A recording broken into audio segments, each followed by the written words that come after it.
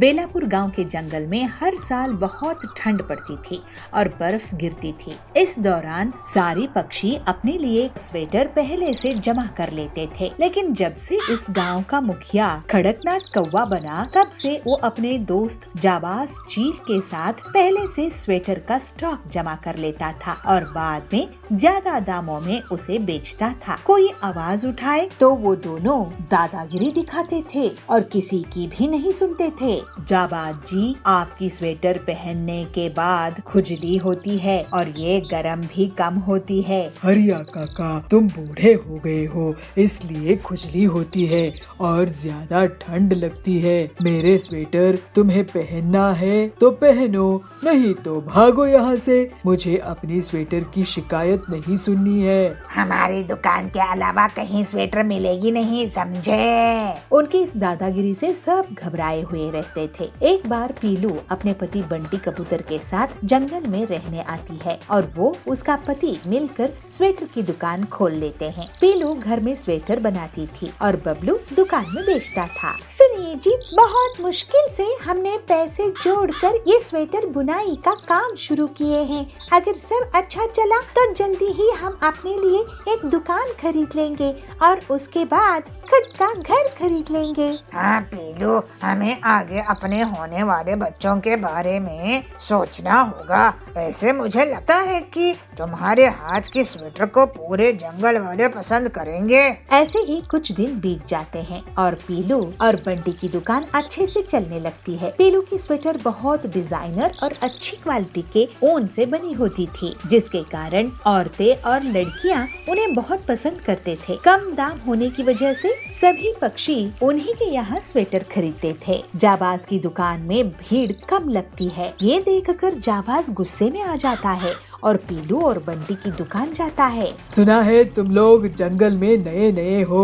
मैं जाबाज चील हूँ, कड़क सेठ का पक्का दोस्त। तुम्हें पता नहीं है क्या, पूरे जंगल में मेरी ही स्वेटर की दुकान थी। तुम लोग स्वेटर कैसे बेचने लगे? चलो अपनी दुकान बंद करो। अरे जाबाज जी, आप हमें क्यों तंग कर रहे हैं? आप भी अपनी स्वेटर की क्वालिटी ठीक कर लो तो इतने ठंड में ऐसे भी लोग स्वेटर खरीदेंगे ना। बंटी कबूतर, तू मुझे सिखा रहा है, अभी तुझे मजा चखाता हूँ। और जाबाज उनकी दुकान को तोड़ फोड़ देता है। तभी वहाँ पर कड़क सेठ आता है। कड़क जी, आप यहाँ के मुखिया हैं। इस जाबाज चील से हमारी रक्षा करो। ये सही कह रहा है, तुम लोग कोई और काम धंधा कर लो। पीलू और बंटी समझ जाते हैं कि कड़क उनकी मदद नहीं करेगा। अब हमारा क्या होगा? बड़ी मुश्किल से हमने दुकान शुरू की थी। लोगों को हमारे स्वेटर्स कितने पसंद आ रहे थे। अब क्या हम मजदूरी करेंगे? तुम देखना पीलू, एक दिन इस जाबाज को और इस कड़क सेठ को इनके बुरे कर्मों की बहुत बड़ी सजा मिलेगी। ऐसे ही कुछ दिन बीत जाते हैं और ठंडी का मौसम आ जाता है। पूरे जंगल में बर्फबारी शुरू हो जाती है। सुनो जाबाज, मुझे पता चला है कि इस बार बहुत ज्यादा बर्फबारी होगी। इस बार जंगल बर्फ से ढक जाएगी। ऐसा पहले कभी नहीं हुआ था। बहुत ठंड भी पड़ेगी। ये तो बहुत अच्छी खबर है खड़क। तूफानी बर्फबारी में हम और भी ज्यादा पैसे कमाएंगे और ज्यादा दामों से स्वेटर बेचेंगे और कोई हमें मनमानी करने से रोक नहीं पाएगा, क्योंकि लोगों के पास स्वेटर खरीदने के लिए कोई और दुकान ही नहीं है ना। अब तो हम और भी अमीर बन जाएंगे। ये बात पीलू एक पेड़ के पीछे से सुन लेती है और तुरंत बंटी को सब कुछ बता देती है। बंटी ये सुनकर हैरान हो जाता है। ये तो तुम बहुत अच्छी खबर लाई हो पीलू, क्योंकि जब बर्फबारी होगी तब हम भी स्वेटर बेचेंगे, लेकिन कम दामों में। उसके बाद देखना कि इन दोनों बदमाशों के साथ क्या होता है। पूरा जंगल इनकी पिटाई कर देगा। जल्दी ही बर्फबारी शुरू हो जाती है और पूरा जंगल बर्फ से ढक जाता है। ठंडी तूफानी हवाएं चलती है और ठंड बढ़ जाती है। ऐसे में कड़क और जाबाज अपनी स्वेटर बेचने के लिए निकलते हैं और गांव वालों से एक स्वेटर के 1000 रुपए वसूल करने लगते हैं। यह बहुत गलत बात है। आप हम लोगों की मजबूरी का फायदा उठा रहे हैं। इतनी मुसीबत में हमारे पास खाने के लिए पैसे नहीं हैं और आप 1000 की स्वेटर बेच रहे हो। क्या करे बबली, कोई और स्वेटर भी तो नहीं बनाते हैं। एक पीलू थी, उसकी दुकान ही इन्होंने बंद करवा दी। सुनो, तुम लोगों को खरीदना है तो खरीदो, नहीं तो भागो यहाँ से। हाँ, ज्यादा हल्ला मत करो, तुम्हारी मजबूरी है तो हम क्या करें। तभी वहाँ पर पीलू और बंटी आ जाते हैं और अपने स्वेटर को सिर्फ 500 रुपए में लोगों को बेचने लगते हैं। किसी किसी को तो वो 200 रुपए में भी स्वेटर दे देते हैं। सस्ते और अच्छी क्वालिटी के स्वेटर्स ले लो।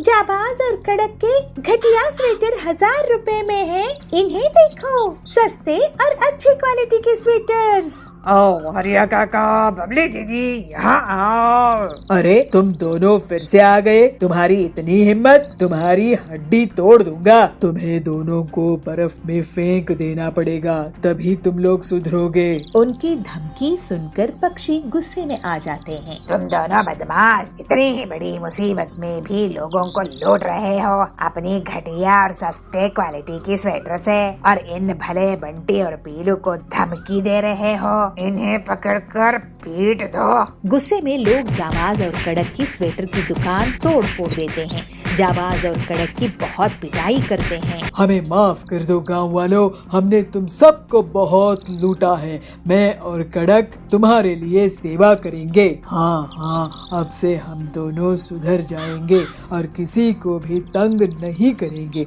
हमने तुम्हारी मुसीबत में साथ देने के बजाय तुम्हें डराते धमकाते रहे, हमें माफ कर दो। थोड़े दिनों बाद तूफान और बर्फबारी रुक जाती है। पीलू और बंटी स्वेटर्स बनाना जारी रखते हैं। बंटी जी, हमारी दुकान आसपास के जंगल में भी फेमस हो गई है। अब तो बहुत ग्राहक आने लगे हैं और अब हम अपनी खुद की बड़ी दुकान खोलेंगे और घर भी लेंगे। आपकी हिम्मत की दाद देनी पड़ेगी। आप कड़क और जाबाज को सही समय पर सही जवाब दिए। ये सब तुम्हारी मेहनत और गांव वालों की प्यार की नतीजा है पीलू। और फिर सब लोग हंसी खुशी रहने लगते हैं।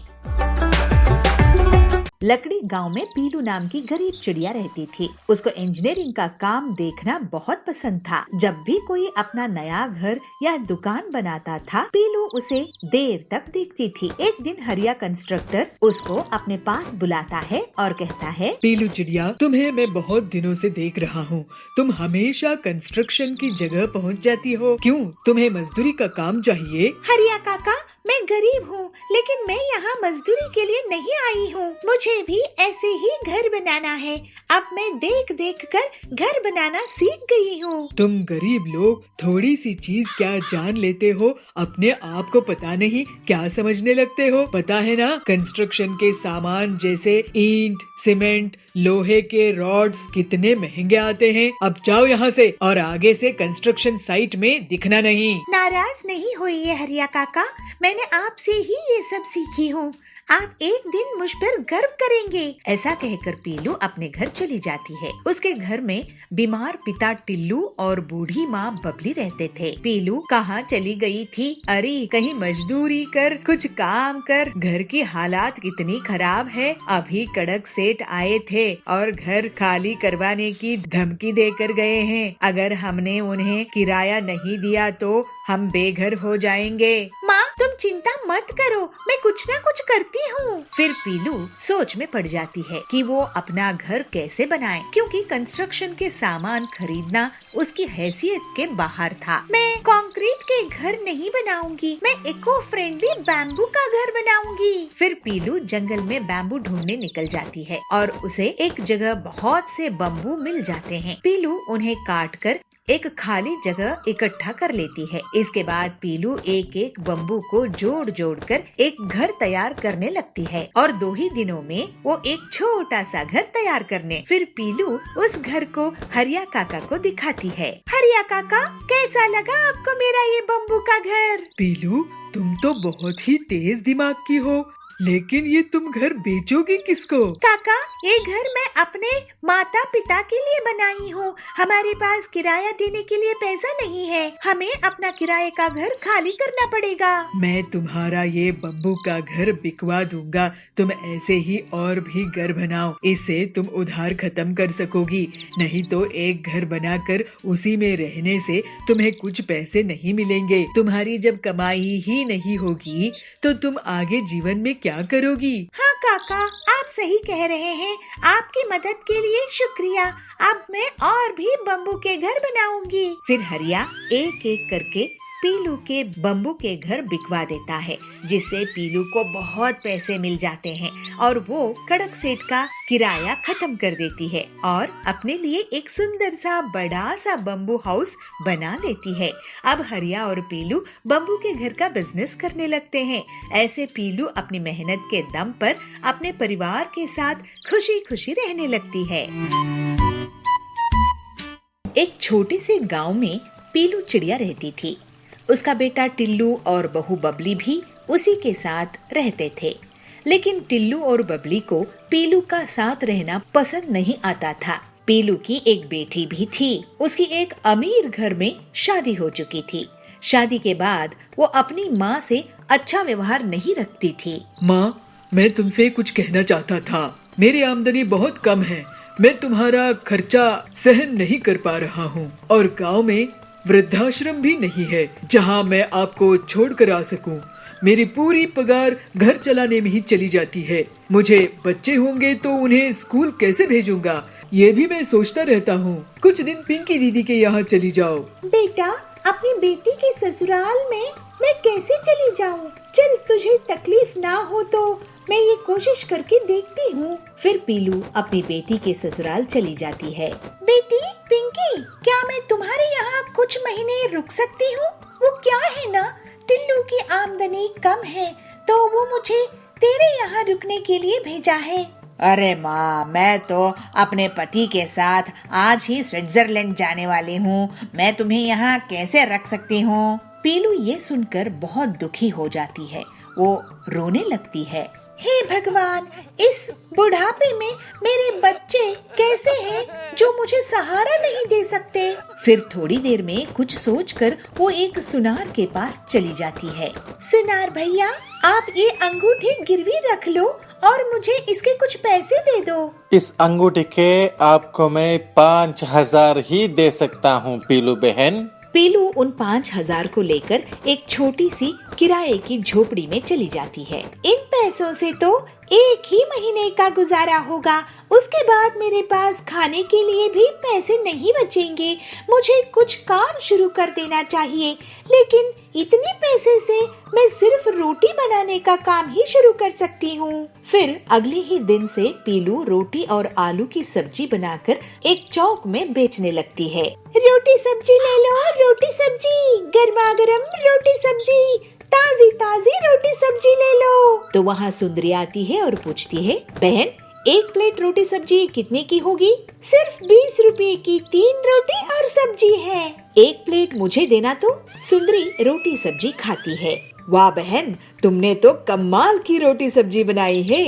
ये लो पैसे, मैं और भी लोगों को तुम्हारे पास भेजूंगी। गरीबों को इतना स्वादिष्ट और अच्छा खाना नसीब नहीं होता। वो सब बहुत खुश होंगे। घर लौटते समय पीलू को 2 भिखारी चिड़िया मिलते हैं। पीलू उन दोनों चिड़ियों को रोटी दे देती है। इस तरह से जल्दी ही पीलू की दुकान चल निकली और उसके पास इतने ग्राहक आए कि वो अकेले काम नहीं कर सकती थी। पीलू रोज रोटियां बनाती और 2 रोटियां वो उन भिखारी चिड़ियों को दे देती थी। मेरी रोटी सब्जी लोगों को बहुत पसंद आ रही है, लेकिन अब मुझे और लोग चाहिए होंगे। क्यों ना मैं उन भिखारी चिड़ियों को काम पर रख लूं? सुनो, तुम दोनों यहाँ पर भीख मांगती हो, मैं तुम्हें काम दे सकती हूँ अपनी दुकान में अगर तुम करना चाहो तो। बहन, मेरा नाम लवली है। मैं एक अमीर घर से थी, लेकिन मेरे बच्चों ने मुझे घर से निकाल दिया तो मैं यहाँ हूँ। मैं भी अच्छे घर से थी बहन, मेरी भी यही कहानी है। हम तुम्हारे साथ काम करेंगे और मेहनत से पैसे कमाएंगे।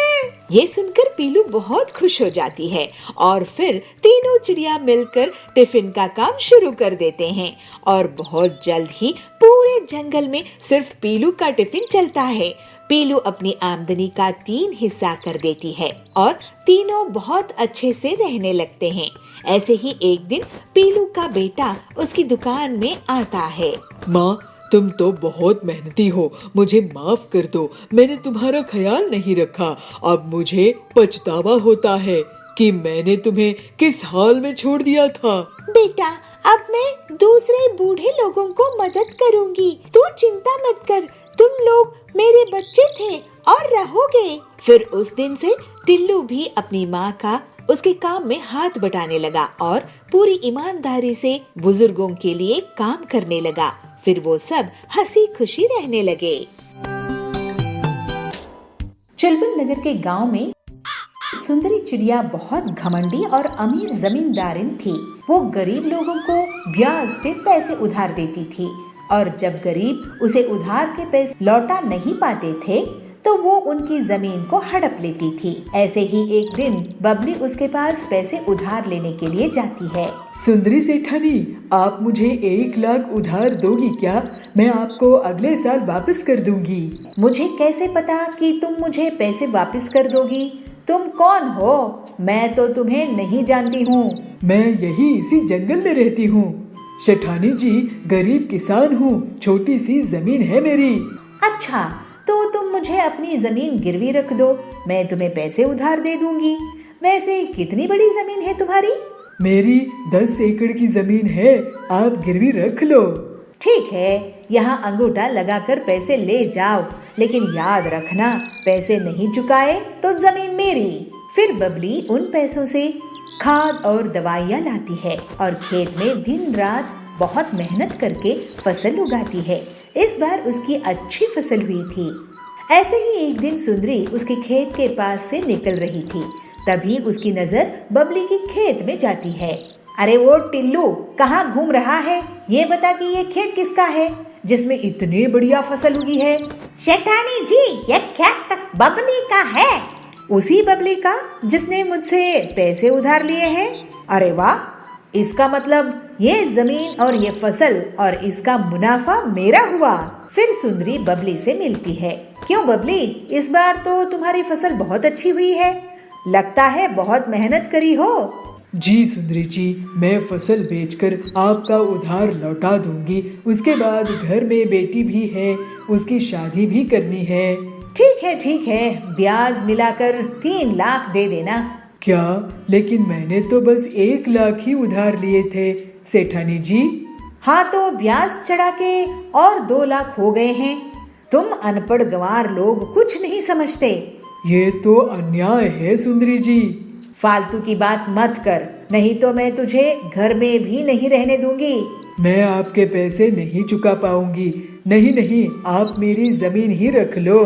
शाम में बबली अपने घर आई और अपनी बेटी पीलू को रोते रोते सब कुछ बता दी। मैं उस लालची सेठानी को देखती हूँ, वो अपने आप को क्या समझती है। आप चिंता मत करो माँ, अब मैं उससे सभी चिड़ियों की हड़पी हुई जमीन वापस करवाऊंगी।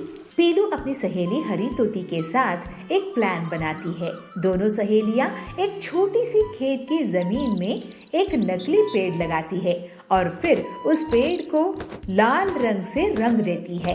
फिर वो दोनों उसकी डालियों में सोने, चांदी, डायमंड्स के गहने चिपका देती है, जिससे ऐसा लगता है कि वो गहने उसी पेड़ के फल हो। अब आएगा मजा, लालची सुंदरी कैसे फंसेगी देखना। इसके बाद पीलू चिड़िया हरी तोती के साथ जानबूझकर सुंदरी के पीछे जोर जोर से बातें करती है। अरे तूने देखी क्या उस लाल पेड़ को जो उस खेत में उगा है? उसमें से फल की जगह गहने उग रहे हैं। नहीं तो चल दिखा मुझे। ये सुनकर सुंदरी पीलू और हरी के पीछा करने लगती है। जब वो दोनों खेत पहुंचते हैं तो अरे, क्या ये असली सोने जवाहरात है? सेठानी जी, आप कब आ गई यहाँ? खैर, हमने तो हीरे जवाहरात कभी नहीं देखे हैं। आप खुद ही देख लो कि सोना चांदी हीरा असली है कि नहीं।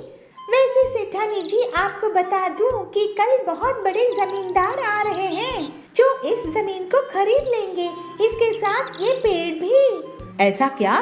तो एक बार मुझे इसके गहने दिखाओ। फिर पीलू और हरी तोती गहने दिखाते हैं। अरे, ये तो सही में हीरे हैं, हीरे। चलो अच्छी बात है, अब हम ये जमीन उस शहर वाले सेठ को बेच देंगे। नहीं नहीं, ये जमीन तो मुझे चाहिए। लेकिन आपके पास इतने पैसे हैं क्या सेठानी जी? अरे पीलू, तुम गरीब लोग गरीब ही सोचोगे। इसके लिए तो मैं अपनी पूरी जमीन जायदाद बेच दूंगी, लेकिन मैं इस पेड़ की जमीन को खरीद के ही रहूंगी। ठीक है, तो फिर सौदा पक्का। आपकी पूरी संपत्ति के बदले में ये जमीन। ये लीजिए इस जमीन के कागजात। लेकिन पहले आप अपनी संपत्ति के कागज मेरे नाम कर दीजिए। फिर सुंदरी अपनी पूरी संपत्ति, जमीन जायदाद, गाड़ियाँ, हवेली पीलू के नाम कर देती है और उस छोटी से पेड़ वाली जमीन को बदले में ले लेती है। अगले दिन कुछ लोग उस पेड़ के पास इकट्ठा होते हैं। क्यों गरीब लोग, कैसा लगा मेरा ये गहनों का पेड़? जरा हमें भी दिखाना गहने सेठानी जी। ये देखो। फिर सुंदरी उन्हें गहने दिखाती है। तभी टिल्लू के बगल में खड़े हुए पक्षी के हाथ से उस हार में पानी गिर जाता है और उसका सुनहरा रंग मिट जाता है। अरे ये क्या, पीलू मुझे लूट ली, बर्बाद कर दी। ये तो नकली लोहे की चेन है जिस पर सोने का नकली रंग लगा हुआ था। इस तरह से सुंदरी को उसकी धोखाधड़ी की सजा मिल जाती है और पीलू की मदद से बबली और बाकी जंगल के पक्षियों को उनकी लूटी हुई जमीन वापस मिल जाती है। फिर सब खुशी खुशी रहने लगते हैं। तुम गरीब लोगों की सेवा के लिए दुकान नहीं खोली है मैंने। मैं तुम्हारी दुकान चलने नहीं दूंगी। मैं तुम्हारी दुकान बंद करवा के ही रहूंगी। जबलपुर गांव के जंगल में बबली कौवी एक ठेले में गन्ने का जूस बेचा करती थी। उसकी दुकान बहुत अच्छे से चलती थी और गर्मी में तो ग्राहकों की हमेशा से भीड़ लगी रहती थी। बबली सबसे बहुत अच्छे से बात करती थी। ऐसे ही बहुत समय तक काम करते हुए उसने बहुत पैसे कमाए और फिर कालू कौवे से शादी कर ली। अपनी सफलता के कारण उसको बहुत घमंड हो गया था और वो गरीब ग्राहकों से बदतमीजी से बात करती थी। बबली दीदी, मुझे 2 ग्लास ताजा गन्ने का जूस देना। मैं आपको पैसा कल दे दूंगा। अगर कल पैसे देने हैं तो कल ही जूस पीना। तुम गरीब लोगों की सेवा के लिए दुकान नहीं खोली है मैंने। अरे बबली दीदी, आप ऐसे कैसे बात कर रही है?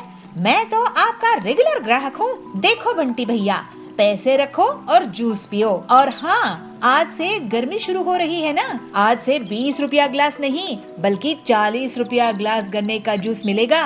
इस तरह से बबली बहुत घमंड हो चुकी थी। गरीब ग्राहकों से पैसे रखवाती थी, फिर गन्ने का जूस देती थी। कोई गन्ने का जूस नहीं बेचा था जिसकी बबली फायदा उठा रही थी। लेकिन अगले ही दिन बबली की दुकान के सामने पीलू चिड़िया अपना गन्ने का जूस का ठेला खोलती है। उसकी दुकान चलती देखकर बबली उसे जलने लगती है। पीलू चिड़िया, तुम मेरे ठेले के सामने गन्ने का जूस क्यों बेच रही हो? मैं तुम्हारी दुकान चलने नहीं दूंगी। अरे सुंदरी दीदी, गुस्सा मत करो।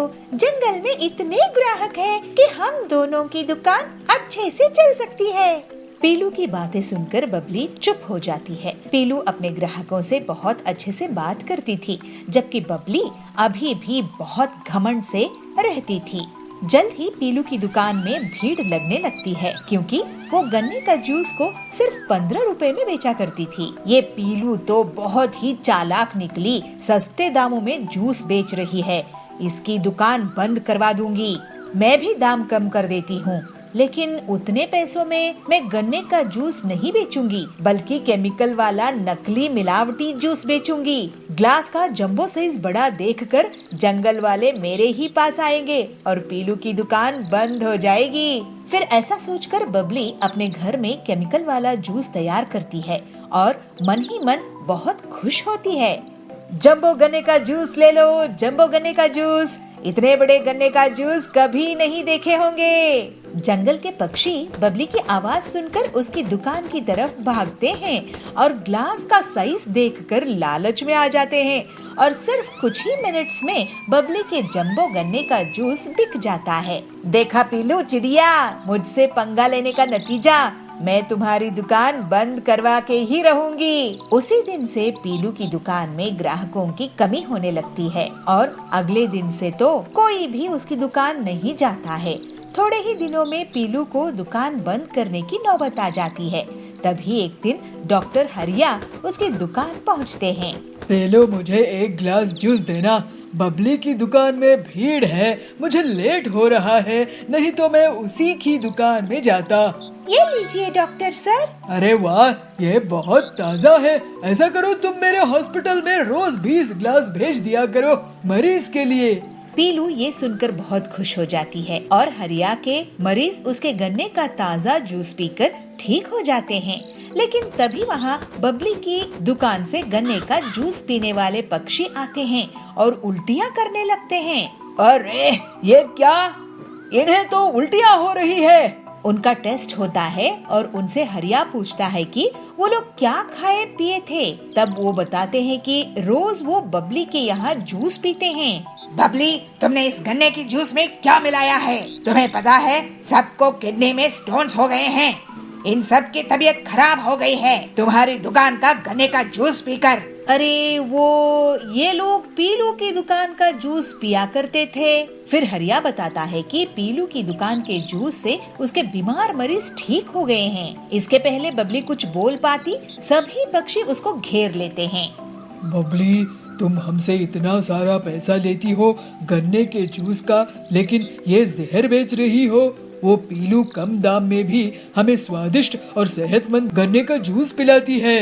अब तुम्हें इसका हर्जाना भुगतना होगा। ऐसा कहकर सभी पक्षी बबली को पुलिस के हवाले कर देते हैं। पीलू पूरी ईमानदारी के साथ स्वादिष्ट गन्ने का जूस बेचना जारी रखती है और जंगल वाले उसकी बहुत तारीफ करते हैं। अब जंगल में बस उसी की गन्ने का जूस का दुकान थी। पीलू और बाकी लोग अब हंसी खुशी रहने लगते हैं। जयपुर के जंगल में पीलू और बबलू दो पति पत्नी रहते थे। वो लोग कुछ मुर्गियों को पाले थे। पीलू उन मुर्गियों को दाना डाला करती थी। पीलू एक मुर्गे का बहुत खास ख्याल रखती थी। उसे काजू, बादाम, पिस्ता, किशमिश खिलाती थी। पीलू, तुम इस मुर्गे को इतना क्यों खिलाती रहती हो? तुम इसकी आदत बिगाड़ रही हो। इतनी खास ख्याल रखोगी तो ये बिगड़ जाएगा और घमंडी हो जाएगा। अरे नहीं, आप चिंता मत करो, ऐसा कुछ नहीं होगा। अगर ये बिगड़ गया तो मैं इसे सुधार दूंगी। लेकिन वो मुर्गा बहुत शरारती था। उसे अपने पर घमंड था और वो दूसरी मुर्गियों को चिढ़ाता था। ऐसे ही एक दिन पीलू मुर्गियों को लेकर नदी के किनारे गई और एक पेड़ के नीचे सो गई। तब वो घमंडी मुर्गा टहलते हुए एक साधु के पास पहुंचता है और उनसे वरदान मांगा। साधु मुर्गे की भाषा समझते थे। साधु महात्मा जी प्रणाम। आप अभी अभी तपस्या से उठे हैं, क्या मैं आपसे वरदान मांग सकता हूँ? तुम तो बड़े चालाक लगते हो, लेकिन क्योंकि मैं अभी अभी तपस्या से उठा हूँ तो तुम्हें वरदान देना ही होगा। बोलो क्या चाहते हो? मैं चाहता हूँ कि मैं लोगों की मन की बात जान सकूं। अरे लेकिन ऐसा प्रकृति के नियमों के साथ खिलवाड़ होगा। मैं नहीं जानता।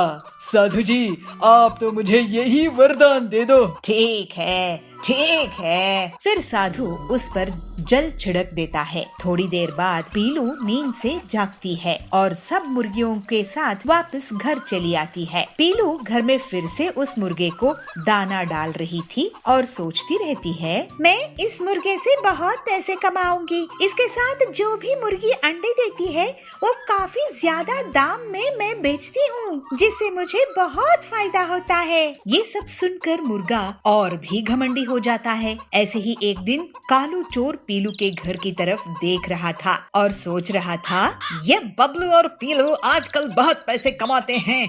आज रात को इनके घर में डाका डालूंगा और सारी मुर्गियों समेत इनकी तिजोरी खाली कर दूंगा। तो तभी घमंडी मुर्गा बोलता है, अच्छा, तो ये मेरे मालिक के घर में चोरी डकैती के बारे में सोच रहा है और उसमें भी मुझे चुराना चाहता है।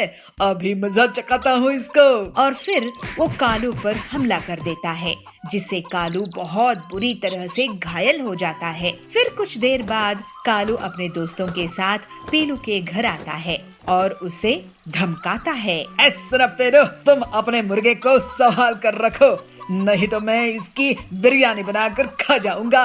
इसने मुझ पर हमला किया था। कालू, तुम्हारी इतनी हिम्मत कि तुम मेरे घर में घुसकर मुझे ही धमकी दे रहे हो? मैं तुम्हें और पीट दूंगी, भाग जाओ यहाँ से। फिर कालू और उसके दोस्त डर के कारण वहाँ से भाग गए। एक दिन पीलू की सास सुंदरी उसके घर पहुँची। बहू, क्या कर रही है? आजकल इन मुर्गियों को पाल रही है क्या?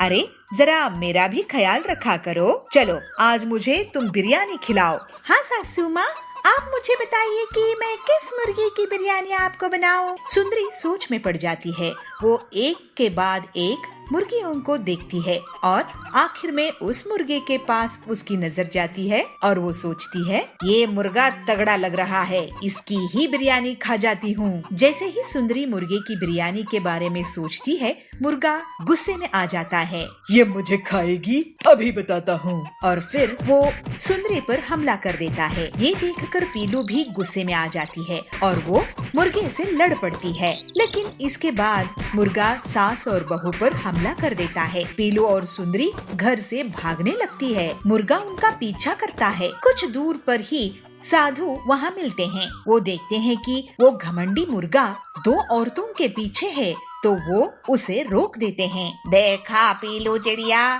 तुमने लालच में इस मुर्गे का खास ख्याल रखी और दूसरी मुर्गियों को कम समझती थी। इस भेदभाव के कारण ये मुर्गा घमंडी और बदमाश हो गया। सबको एक जैसा समझना चाहिए। जी साधु महात्मा, आप ठीक कह रहे हैं, मुझसे गलती हो गई। इस तरह से पीलू अपनी गलती मानती है और आगे से सभी मुर्गियों को एक जैसा दाना पानी देने लगती है।